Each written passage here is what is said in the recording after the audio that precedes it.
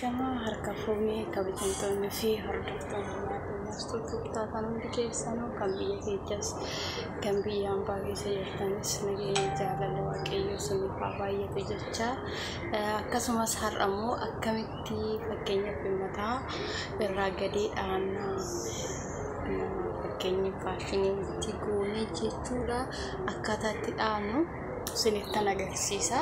Fakkeenyaaf duraan dursine filannee yeroo raawwannee jenne kanatti egaa filannee raawwanne fakkeenya faashiniitti gochuu yoo barbaanne kana ni qoodannaa akkanatti qoodannee raawwanne kana adda isaatitti ni qabsiifannaa.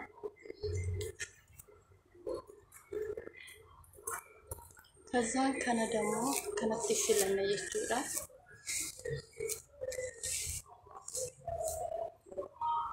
Silazaa faashiniitti gochuu barbaanne sila ta'eefuu akkanatti kana hin qoodanna akkanatti eegee kana qoodannee raawwanne asiinis dammoo akkanatti kana hin fudhanne jechuudha. Kana dammoo maal gochuu barbaanna? Filaa kana akkanatti qabsiifannee raawwanne kana dammoo filanne jechuudha. Kazaan kana asiin bakka kana jammarra jechuudha.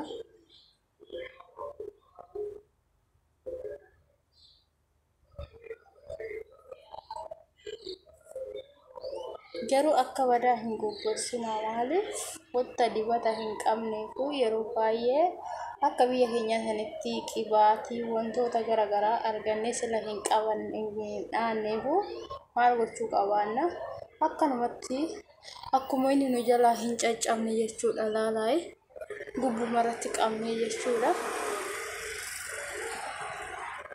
ni dhaanna jechuudha. Maaliif yoo akka badaa goggogsine nu dhukkuba sila ta'eefu suutuma jenneetuma akkanumatti akkuma annu hin jenna caafii isaa ammas akka badaa hin goggogsinu jechuudha. Suutuma jennee gaarii isaa akkanatti las gochaa tu'a.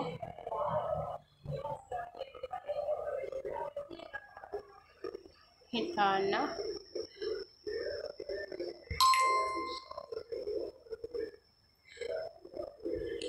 Kazaan bukana eega as geenye booda caafii isaa tana hifoona jechuudha akkanatti laala. Ammas deebinee maal goona asiin akkanatti fudhanna jechuudha.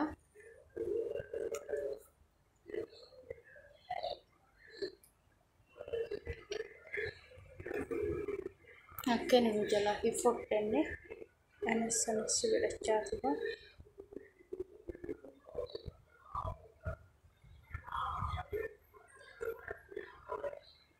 Ammas filaadhaan annoodhaan kana hin qabsiifanna hin filanna akkanatti. Ammallee asiin harka keenyaan akkanumatti xaragachaa ni dhoofna jechuudha. Yoo akka badaa goggogsine nu dhukkuba sila ta'eefu akkuma dura siniin jedhee las gochaatuma harka keenyaan harkuma keenyaan akkanatti las gochaa yoo dhoofne mataan keenyas nu jalaa hin caccabu siniin jedha.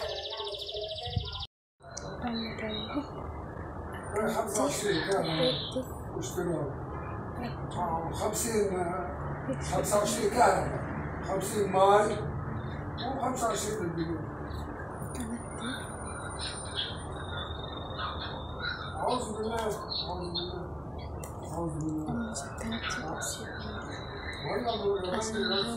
شو بدي أقول لك؟ لا يكسبت الدنيا عند زبيري. صارت محشش صارت.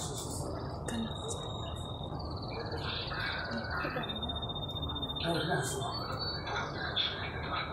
بكفي 3000 صار تحت وفوق بالمحلات وفوق كل الجمعة.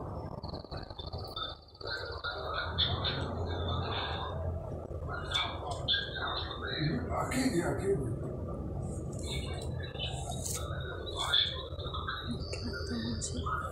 هناك بده مصاري واللي يحبوه والمع مصاري. Akkasiisaniin jedha kunooti asiin dhayeetu muree jira kuno jidduutti saddaan qoodee fixee tanan jira amma bakka nu hafee kanan nu hafe jechuudha kuni bakka lamatti addaa fuuna kanasi kanallee amma akkanatti bakka lamatti asitti akkanatti addaaniif fuuna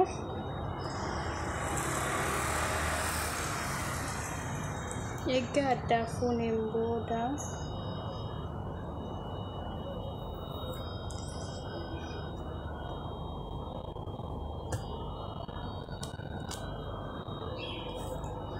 kana akkanatti hin qabsiifanna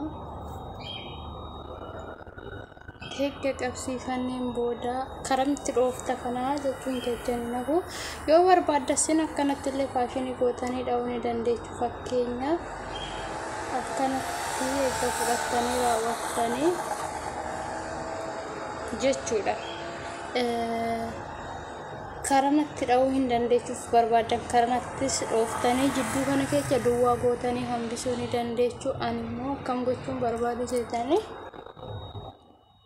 kana akkanatti asiinan dhaachuu barbaada jidduu keessa sammuu duwwaa hambisuun barbaadne sila ta'eefu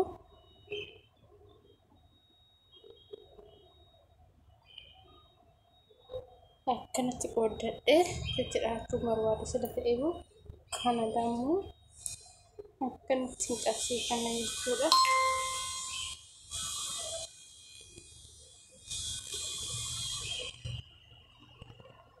Kana caccabaasaa kanasi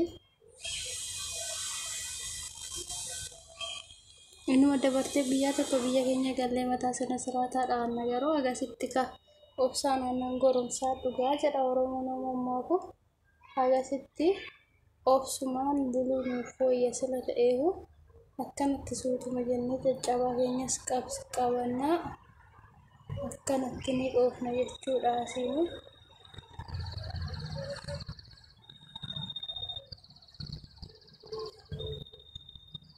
Gizee o'aa kana dhugaa yoo ishimatan malee mataa fi o'aa dabbasaa wajjiniin baay'ee ulfaataadha warri dabbasaa dheeraa qabdaffaa baay'ee ulfaataadha yoo ishimatan malee jechuudha qilleensi keessa isin yaa'a yoo ishimatan warri mataa yabbuufaa amma kana asiin akkanatti dhahee kanan jira amma dammoo kana jechuudha asirraan kana jechuudha kana amma bakka kana jechuudha caccabaa gurra biraa akkanatti ol qabadhee suutuma jedheetuma nuuf fida jechuudha baay'ee saabe garuu ofirratti dha'uuni oduu namarratti ta'e yoomaallee nama hin dhibu akkanumatti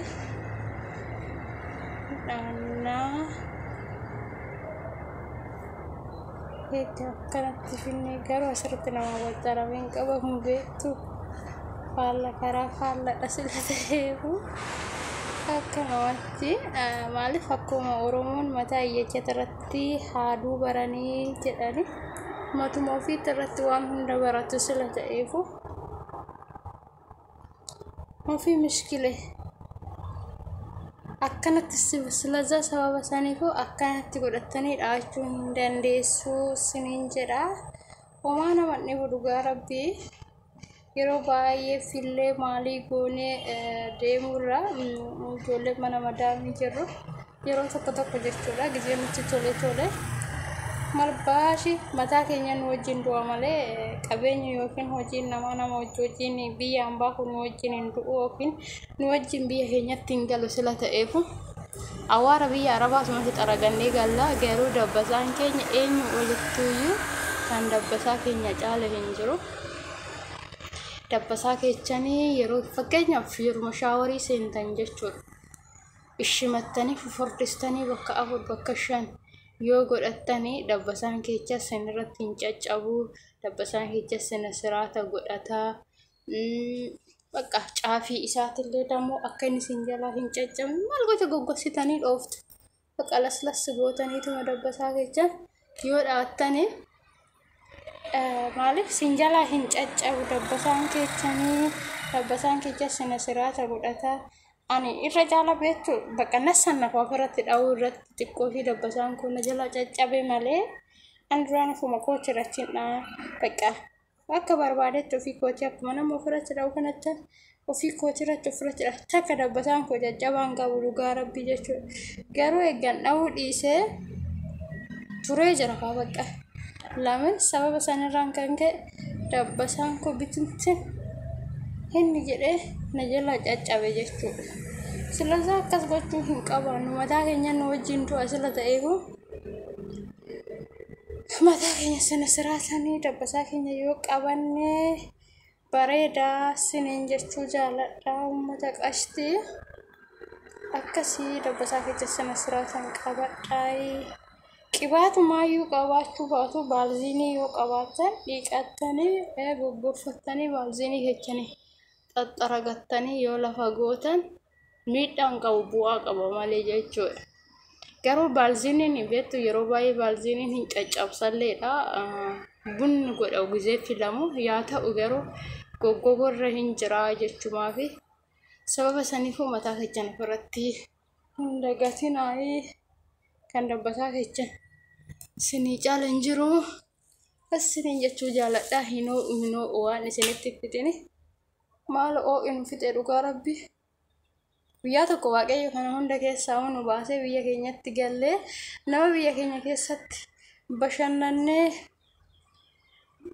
akka barbaannetti mataa faashinii barbaanne dhaannee akka barbaannetti bashannannee jiraannu wayini dhufa. Akkasitti garuu obsaan aannan goromsaa dhuga jedha Oromoon uumammaaku. Akkasitti waaqayyo obsa nu kennee tigistii nuuf kennee nagaan biyya keenyas biyya nagaa biyya gammachuu nuuf godhe. Haga waaqayyo biyya keenyatti deebisee nu galchutti obsumaan jechuudha. Waaqayyo nu haa dandeechisuu isiniin jechuu jaaladha. Hunduma keessaniifiyyuu hordoftoonni fi kabajamtoonni maatii mastuu tuubtaatan hundi keessanuu kan biyya keessas kan biyya hambaa keessa jirtanis nageenyi jaalalli waaqayyo isiniif haa baay'atu jechaa ta'e jechuudha. Dhugaa rabbii jechuudha. Akkasii kunuuti ilaaladhaa xumuree jira. Kun caafii isaatillee akka badaatitti siin goggosine laslas garuu mataan kee luucca sila ta'eef hoosu hiikkata. Boru ganama taama shofshof jedha daarin isa ammumaayyuu jammaree jira. Akkasii isiniin jechuu jaaladha. Kun wanna tokko xaarii malee osoo wanna takka hin jedhini kunoo dhaadhee xumuree jira isiniin jechuu jaaladha. Akkasumas viidiyoo kana jaalattanii laayik sheer gochuu hin irraanfatinaa. Koomentiidhaan nu jajjabeessaa isiniin jechuu jaaladha. Uummata qashtii namni mataa dha'uu wallaalee garuu hin jirulleedha. Amma biyya Arabaa kana keessatti baraddistii madaamii waliin kakka'uu malee namni shorbaa dhaachuudhaaf wannu jedhe hin jiru. Inni irraanfattanii yoo irraanfattan akka yaadattanii too dabbasaa kechan qaqqabattanii isiniin jechuu jaaladha. Guddanaaf galatoomaa baay'ee isin jaaladha baay'ee isin kabaja. Aga viidiyoo biraatu nutti deebinutti turtii gaarii isiniin jechuu jaaladha.